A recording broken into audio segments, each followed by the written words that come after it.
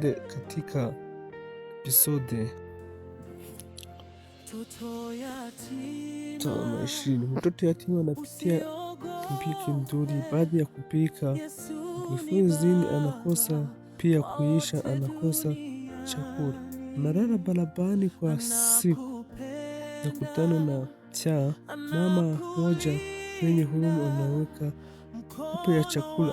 Huyu mama anaombea usifiwe moyo, Mungu yopo, anabika kazi ndogo ya nyumbani.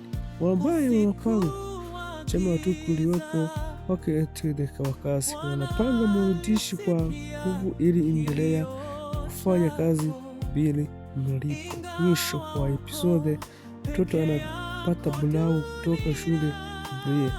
Kasuku nafanya tuonepitika inafikiri hana na masomo, analia kwa furaha kwa sababu ndoto yake ya kusoma inaanza kutimia.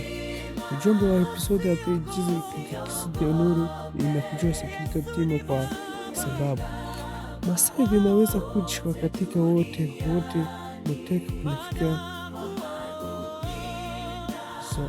Anachika wako Saida. Sasa wewe unaona filamu yetu inaendelea. Wewe bonyezeni subscribe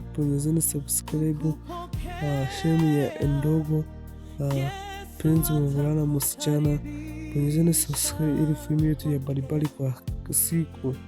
Anakutaka mtumo wa msa ya mama ni jitaka suku macho ni boma paka chakula. Huyu ni mama unaomba usifiwe moyo.